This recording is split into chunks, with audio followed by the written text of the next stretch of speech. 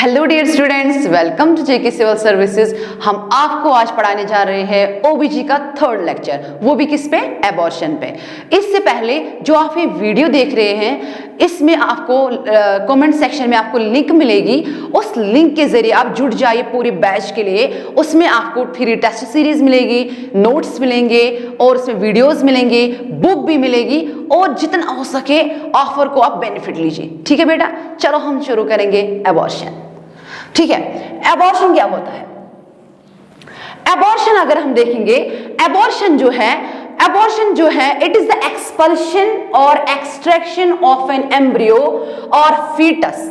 क्या बेटा? अगर एक्सपल हो जाए, स्पॉन्टेनियसली बेबी एक्सपल हो जाए, स्पॉन्टेनियसली एम्ब्रियो बाहर आ जाए या फीटस बाहर आ जाए, या हम ही एक्सट्रैक्ट करें एम्ब्रियो को या फीटस को जिसका एज है less than 20 week of pregnancy. उसके बाद क्या है? जिसका वेट होगा लेस देन 500 ग्राम्स। उसके बाद क्या है? When it is not capable of independent survival. देखो बेटा, मैंने बोला एबॉर्शन जो है, एबॉर्शन का मतलब है एक्सपल्शन और एक्सट्रैक्शन, खुद बाहर निकल आना या हम ही निकालेंगे बाहर, क्या? या एम्ब्रियो या फीटस। लेकिन कब? Less than 20 week of pregnancy और जिसका वेट होगा लेस देन 500 ग्राम्स और जो एम्ब्रियो होगा, फीटस होगा, वो इंडिपेंडेंटली सर्वाइव नहीं कर पाएगा। क्यों नहीं कर पाएगा? वो इतना अंडर डेवलप्ड होता है, इतना इमैच्योर होता है, वो इंडिपेंडेंटली सर्वाइव नहीं कर पाता है। उसी को हम बोलते हैं एबॉर्शन। ठीक है, उसके बाद क्या है? 80% मिसकैरेज या एबॉर्शन जिसको बोलते हैं, वो कब होते हैं? Less than 12 week of pregnancy. Means first trimester में 80% के चांस होते हैं किसके? एबॉर्शन के होने में। उसके बाद क्या है? 75% चांसेस कब होते हैं? Less then 8 weeks. उसके बाद अब हम देखेंगे एबॉर्शन की टाइप्स क्या है। एबॉर्शन की जो मेन टाइप्स हैं वो दो हैं, स्पॉन्टेनियस एबॉर्शन और इंड्यूस्ड एबॉर्शन। स्पॉन्टेनियस मीन्स खुद ब खुद कुछ ना कुछ होता है, इंड्यूस जो हम यहां से ही इंड्यूस करवाते हैं। देखो, स्पॉन्टेनियस में है मेनली, आप याद रखो TIICMS, आप निमोनिक याद रखो TIICMS, टिक एमएस क्या रखोगे यार? इसका निमोनिक क्या है? TIC MS means threatened abortion, inevitable abortion, incomplete abortion, complete abortion, missed abortion. S means septic abortion. समझ आया? आप निमोनिक याद रखो TIIC, टिक एमएस। इसका मतलब है threatened, inevitable, incomplete, complete, missed and septic. अब है इंड्यूस्ड में दो आते हैं, लीगली अगर हम करेंगे तो उसको हम बोलते हैं मेडिकल टर्मिनेशन ऑफ प्रेगनेंसी। अब है दूसरा इल्लीगली करते हैं कभी कभार, तो उसको भी हम बोलते हैं एबॉर्शन। ठीक है, अब हम देखेंगे वन बाय वन ये क्या होता है। अब हम फर्स्ट वन देखेंगे इटियोलॉजिकल फैक्टर्स। अब हम पहले देखेंगे इटियोलॉजिकल फैक्टर्स, उसके बाद हम डिस्कस करेंगे one by one. Aetiological factors, या हम बोलेंगे काज क्या हो सकता है एबॉर्शन के होने में। काज क्या हो सकता है? थ्रेटनेड, इनएविटेबल, कंप्लीट, मिस्ड, ठीक है, सेप्टिक, इंड्यूस्ड। इसका हम देखेंगे एटियोलॉजिकल फैक्टर क्या हो सकते हैं। एटियोलॉजिकल फैक्टर्स जो हैं, first one that is genetic या क्रोमोसोमल एबनॉर्मलिटी। जेनेटिक और क्रोमोसोमल एबनॉर्मलिटी। देखो इसमें क्या है, अगर एनिप्लॉइडी होगी या ट्राइसोमी होगी या मोनोसोमी होगी या पॉलीप्लॉइडी होगी, मतलब एनिप्लॉइडी मतलब या ज्यादा होगा क्रोमोसोम नंबर या कम होगा क्रोमोसोम नंबर, उसकी वजह से भी एबॉर्शन हो सकता है। सेकंड इज ट्राइसोमी मतलब क्या? ट्रिपलेट हो जाता है किसी भी क्रोमोसोम, मेनली किस वाले क्रोमोसोम में होता है? 16 नंबर क्रोमोसोम पे ये ट्राइसोमी हो जाती है। मोनोसोमी मीन्स मिसिंग वन, एक क्रोमोसोम मिस हो जाता है। उस फॉर एग्जांपल किस में है? टर्नर्स सिंड्रोम में। पॉलीपोलाइडी मतलब ये duplet triplet set of chromosomes होते हैं। ये कारण बन सकते हैं, ये भी रीजन बन सकते हैं एबॉर्शन के होने में। सेकंड रीजन जो है metabolic and endocrine disturbance, metabolic and endocrine disturbance, luteal phase defect अगर होगा, मतलब अगर प्रोजेस्टेरॉन की लेवल कम हो जाएगी, अगर प्रोजेस्टेरॉन की लेवल कम हो जाएगी, अगर प्रोजेस्टेरॉन की सेक्रेशन कम हो जाएगी तो वो सपोर्ट नहीं कर पाता है फिर इम्प्लांटेशन को, एम्ब्रियो फिर इम्प्लांट मतलब प्लेसेंटा फिर इम्प्लांट नहीं होता है अगर प्रोजेस्टेरॉन की लेवल कम होती है। इसलिए जिसको कभी भी एबॉर्शन होते हैं, रिकरेंट एबॉर्शंस होते हैं, हैबिचुअल एबॉर्शंस होते हैं, फॉर एग्जांपल जिसको ग्रेटर देन 3 एबॉर्शंस कभी कभार हुए हैं तो हम उसको प्रेगनेंसी के दौरान प्रोजेस्टेरॉन देते हैं। Progesterone means pregnancy maintaining hormone, ठीक है।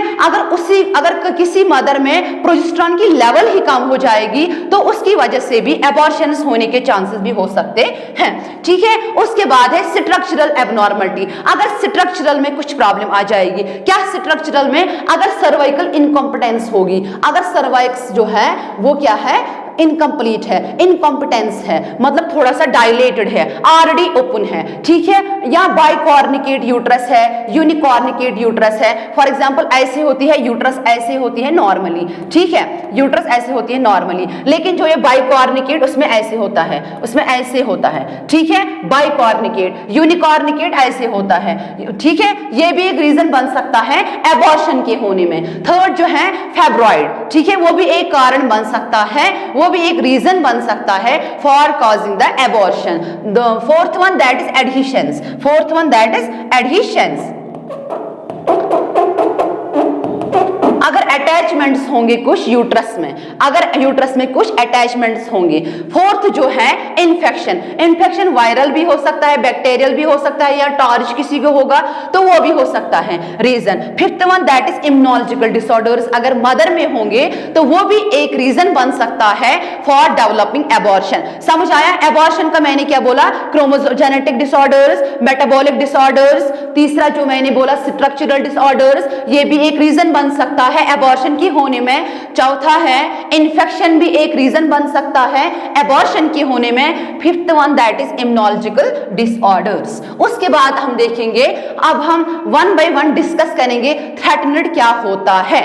थ्रेट मतलब कुछ परेशानी लग रही है, not progress to state from where the recovery is not possible.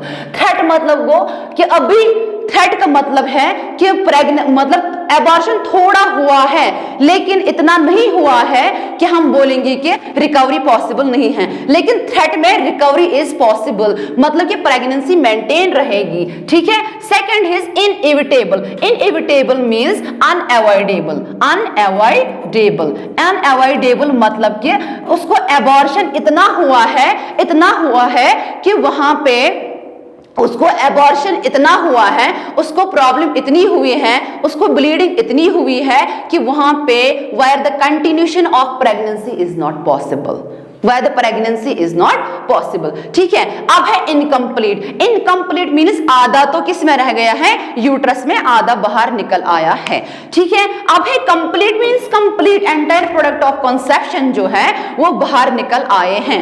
Fourth one है मिस्ड, मिस्ड मतलब जो एम्ब्रियो है, फीटस है, वो डेड है यूट्रस में, वो क्या है, डेड है यूट्रस में। मदर को पता नहीं चलता है कि मेरे वॉर्म में, मेरे यूट्रस में एम्ब्रियो फीटस डेड हुआ है, तो वो बहुत टाइम तक वहां पे रहता है, उसको हम बोलते हैं मिस्ड एबॉर्शन।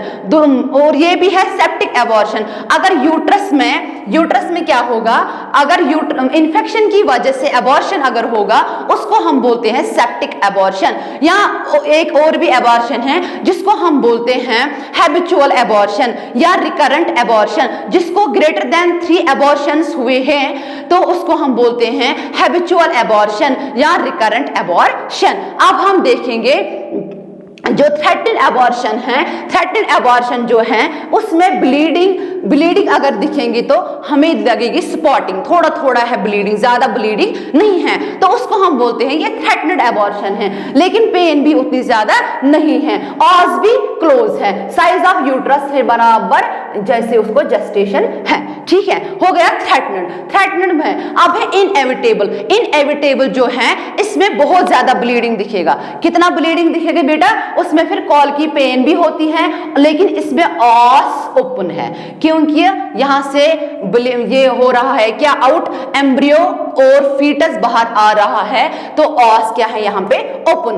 और इसमें क्या है, size of uterus less than fundal height से होगा। ठीक है, क्योंकि इसको बेबी बाहर निकल आ रहा है तो फंडल हाइट ऑटोमेटिकली डिक्रीज होगा। ठीक है, अब है इनकम्प्लीट। इनकम्प्लीट में सीवियर ब्लीडिंग होगी। इनकम्प्लीट क्योंकि अंदर आधा अंदर रह गया है प्रोडक्ट ऑफ कंसेप्शन, आधा बाहर निकल आया है, तो इसमें सीवियर ब्लीडिंग दिखेगी और इसमें समटाइम शॉक भी दिखेगा और इसमें सीवियर पेन दिखेगी और उसके साथ साथ यहां पे भी ऑस हमें ओपन लगेगा। ठीक है, उसके बाद क्या है, स्मॉलर फंडल हाइट, क्योंकि बेबी बाहर निकल आया है तो फंडल हाइट ऑटोमेटिकली डिक्रीज होगी। उसके बाद है कंप्लीट। यहां पे ब्लीडिंग अब नहीं दिखेगी क्योंकि बाहर सारा प्रोडक्ट ऑफ कंसेप्शन बाहर आया है, पेन भी नहीं होगी, तो ऑस क्लोज होगा और फंडल हाइट डिक्रीज होगी, ये तो पता ही है। मिस्ड जो है इसमें नो ब्लीडिंग नहीं होगी, पेन भी नहीं होगा, ऑस क्लोज होगा, स्मॉलर फंडल हाइट होगी। ठीक है, अब आप याद रखोगे, आपको क्या याद रखना है, जो इन वाले हैं उसमें ऑस ओपन होता है। इन मतलब इनएविटेबल और ये इनकम्प्लीट, इसमें इन दोनों में ऑस ओपन होता है, बाकी में ऑस क्लोज है। ठीक है, स्पॉटिंग ब्लीडिंग है और मोर ब्लीडिंग, सीवियर ब्लीडिंग। कंप्लीट और मिस्ड में ब्लीडिंग नहीं होगी। और इसमें जो है थ्रेटनेड में जो है साइज ऑफ यूट्रस जो है directly proportional to gestational age. इसमें फंडल, बाकी में सब में फंडल हाइट डिक्रीज होगी, चाहे वो थ्रेटनेड होगा, चाहे ये इनएविटेबल होगा, चाहे वो इनकम्प्लीट होगा, चाहे वो कंप्लीट होगा, चाहे वो मिस्ड होगा, उसमें फंडल हाइट डिक्रीज होगी। समझ आया? उसके बाद अब हम देखेंगे डायग्नोस्टिक इवैल्यूएशन। डायग्नोस्टिक इवैल्यूएशन अलग अलग है। अगर थ्रेटनेड होगा तो हमें कैसे पता चलेगा इस वाली मदर में थ्रेटनेड एबॉर्शन है? अगर हम उसको यूएचजी करवाएंगे तो वहां पे हमें लाइव फीटस दिखेगा। क्या दिखेगा? Live foetus, foetal heart sounds present होंगे। तो हम बोलेंगे कोई बात नहीं, आपको थोड़ा सा एबॉर्शन की चांसेस है, आपको ब्लीडिंग स्पॉटिंग हो रही है ना, मुझे स्पॉटिंग हो रही है, हाँ आपको स्पॉटिंग हो रही है, आप रेस्ट करो, आपको यूएचजी करो, इमरजेंसी यूएचजी करवाओ। अगर किसी को स्पॉटिंग होती है, ब्लड लॉस होगा, तो थोड़ा सा ही ब्लड लॉस होगा तो सारे घबराते हैं, तो उस टाइम डॉक्टर रिकमेंड करता है जल्दी इसको यूएचजी एब्डोमेन करवाओ। जब यूएचजी करवाते हैं तो अगर वहां पे हमें सैक लाइव दिखेगा और foetal heart sound is positive plus लगेंगे तो हम बोलेंगे आपको थ्रेटनेड एबॉर्शन है। अगर यूएचजी पे हमें इरेगुलर सैक मिलेगा और डेड फीटस तो हम बोलेंगे इसको इनएविटेबल है, इसको इनएविटेबल क्या है? एबॉर्शन है। अगर इनकम्प्लीट होगा, इनकम्प्लीट अगर किसी को इनकम्प्लीट एबॉर्शन हुआ होगा तो अगर डॉक्टर इसको रिकमेंड करेगा यूएचजी तो वहां पे हमें आरपीओसीज दिखेंगे, मतलब रिट्रेन्ड प्रोडक्ट ऑफ कंसेप्शन, आधे प्रोडक्ट ऑफ कंसेप्शन अंदर ही रह गए हैं, इसलिए इनकम्प्लीट है। कंप्लीट मतलब यूट्रिन कैविटी हमें खाली दिखेगा ऑन यूएचजी, तो वहां पे कुछ नहीं दिखेगा, फिर हम डॉक्टर उसको बोलता है कि आपको यूट्रस में कुछ नहीं है, आपको सब कुछ क्लियर है, आपको आरपीसीज नहीं है। उसके बाद अगर मिस्ड होगा, मिस्ड मतलब अगर यूएचजी करेगा रेडियोलॉजिस्ट कोई तो वहां पे उसको दिखेगा डेड फीटस, लेकिन एम्ब्रियो नहीं दिखेगा, नो कार्डिक एक्टिविटी, ना कार्डिक एक्टिविटी दिखेगा, ना फीटस दिखेगा, फीटस दिखेगा लेकिन डेड। समझ आया डायग्नोस्टिक इवैल्यूएशन? उसके बाद क्या है? मैनेजमेंट। अगर हम मैनेजमेंट देखेंगे, थ्रेटनेड के लिए अलग है मैनेजमेंट, इनएविटेबल के लिए अलग है, इनकम्प्लीट, कंप्लीट एंड मिस्ड। देखो एक्सपेक्टेड मैनेजमेंट है, थ्रेटनेड है, मतलब अभी इसको थ्रेट है, इसको एबॉर्शन के चांसेस है, तो उसको हम बोलते हैं आप रेस्ट करो, abstain from the sexual activity, और हम उसको बोलेंगे कि आप कोई हैवी एक्टिविटीज नहीं करना। ठीक है, जो इनएविटेबल है उसमें हम कुछ भी इंटरवेंशन नहीं करेंगे, उसको वो रिजॉल्व खुद हो जाता है, लेकिन उसमें हम ड्रग देते हैं या सर्जिकल मैनेजमेंट करते हैं। मैनेजमेंट कौन सा? हम मीजोप्रोस्टॉल देते हैं या ये सर्जिकल इंटरवेंशन के लिए हम सक्शन इवैक्यूएशन करते हैं, सक्शन इवैक्यूएशन करते हैं। सक्शन के जरिए इवैक्यूएट करते हैं क्या, प्रोडक्ट ऑफ कंसप्शन। मीजोप्रोस्टॉल हम देते हैं, ये सर्वाइकल राइपनिंग डायलिटेशन करते हैं जिससे प्रोडक्ट ऑफ कंसप्शन बाहर निकल आते हैं। उसके बाद क्या है, इनकम्प्लीट और इनएविटेबल के लिए मैनेजमेंट सेम है। क्या सेम है, फर्स्ट वन हम उसको ड्रग देंगे, कौन सा वाला ड्रग, मीजोप्रोस्टॉल देते हैं, या सर्जिकल इंटरवेंशन अगर हम करेंगे suction and evacuation, suction and evacuation, ठीक है, दोनों के लिए मैनेजमेंट सेम है। अब है कंप्लीट, कंप्लीट के लिए हम कुछ नहीं करेंगे क्योंकि प्रोडक्ट ऑफ कंसप्शन बाहर निकल आया है, तो हमें अब क्या करना है, कुछ इंटरवेंशन नहीं करना है। अब है मिस्ड, मिस्ड जो है, मिस्ड को भी same as that of inevitable, ठीक है। अब आप याद रखो, जिसको थ्रेटन्ड होगा, थ्रेटन्ड एबॉर्शन, उसको हम बोलेंगे आप रेस्ट करो और avoid from the sexual activity, और हम उसको बोलेंगे कि अवॉइड हैवी लोड्स, उसको हम बोलेंगे कि आप हैवी लोड्स को कैरी नहीं करना, ठीक है। अब जो है इनएविटेबल, इनकम्प्लीट और मिस्ड, उनके लिए एक ही मैनेजमेंट है, दैट इज मेडिकल मैनेजमेंट और सर्जिकल मैनेजमेंट। मेडिकल मैनेजमेंट के लिए आप हम देंगे मीजोप्रोस्टॉल और सर्जिकल के लिए सक्शन एंड इवैक्यूएशन, ठीक है। उसके बाद क्या है, उसके बाद क्या है, ये भी मैनेजमेंट कर सकते हैं, पहले ही हम मैनेजमेंट कर सकते हैं, जेनेटिक काउंसलिंग करेंगे। क्या करेंगे, जेनेटिक काउंसलिंग, हम उसको बोलेंगे पहले ही टेस्ट करवाओ। जब भी कोई मदर प्रेग्नेंट होती है, फर्स्ट जब विजिट होता है, डॉक्टर उसको रिकमेंड करता है बहुत सारे टेस्ट, सीबीसी कराओ, टीएफटी, एलएफटी, ये CBC, ICT, ABO, RH blood grouping, ठीक है, कैरियोटाइपिंग, मतलब वो उसको बहुत ज्यादा टेस्ट रिकमेंड करते हैं। क्यों करते हैं रिकमेंड, सो दैट कि हम अर्ली स्टेज में फाइंड आउट करेंगे कि इसको कोई जेनेटिक एबनॉर्मलिटी मत है, या हम पहले ही रिकमेंड करते हैं आप लेवल फर्स्ट यूएसजी करवाओ, या यूएसजी पहले ही करवाते हैं, ठीक है, so that find out the genetic abnormality मत है। दूसरा आईवीएफ करवाते हैं, अगर उसको बहुत ज्यादा प्रॉब्लम है तो हम फिर डॉक्टर रिकमेंड करता है, अगर उसको कुछ ब्लॉक है, ओविडक्ट ब्लॉक है, फैलोपियन ट्यूब ब्लॉक है, या कुछ प्रॉब्लम है, या प्रीमैच्योर ओवेरियन फेलियर होता है कभी कभार, तो उस टाइम डॉक्टर रिकमेंड करता है आईवीएफ करो, इन विट्रो फर्टिलाइजेशन, मतलब लैब में कुछ ये करते हैं फर्टिलाइजेशन, तो वो भी एक मैनेजमेंट हो सकता है। दूसरा, तीसरा है हिस्ट्रोस्कोप मेट्रोप्लास्टी, हिस्ट्रोस्कोप मेट्रोप्लास्टी, अगर जो मैंने बोला था ना बाइकॉर्निकेट यूट्रस या यूनिकॉर्निकेट यूट्रस, मतलब स्ट्रक्चरल एबनॉर्मलिटीज है यूट्रस में, यूट्रस में कुछ स्ट्रक्चरल एबनॉर्मलिटीज है, उसके लिए हम करते हैं हिस्ट्रोस्कोपी मेट्रोप्लास्टी करते हैं, सो दैट कि हम उसको यूट्रस के जो एबनॉर्मलिटी है उसको करेक्ट करेंगे। उसके बाद हम ड्रग भी देते हैं, मिफेप्रेस्टोन एंड मीजोप्रोस्टॉल, ठीक है, ये हम देते हैं, ये सर्वाइकल राइपनिंग करते हैं, सर्वाइकल डायलिटेशन करते हैं, जिसकी वजह से अंदर जो प्रोडक्ट ऑफ कंसप्शन है वो बाहर निकल आता है। उसके बाद क्या है, सर्जिकल मैनेजमेंट। सर्जिकल मैनेजमेंट जो है, सर्जिकल मैनेजमेंट में हम करते हैं सर्वाइकल इनकॉम्पिटेंस के लिए, क्या करते हैं, सर्वाइकल इनकॉम्पिटेंस के लिए क्या करते हैं, डी एंड ई क्या करते हैं, सॉरी बेटा, सर्जिकल मैनेजमेंट जो है वो हम मेनली करते हैं सर्वाइकल इनकॉम्पिटेंस के लिए। किसके लिए, सर्वाइकल इनकॉम्पिटेंस के लिए क्या करते हैं, एमसी डोनाल्ड एंड शिरोडकर,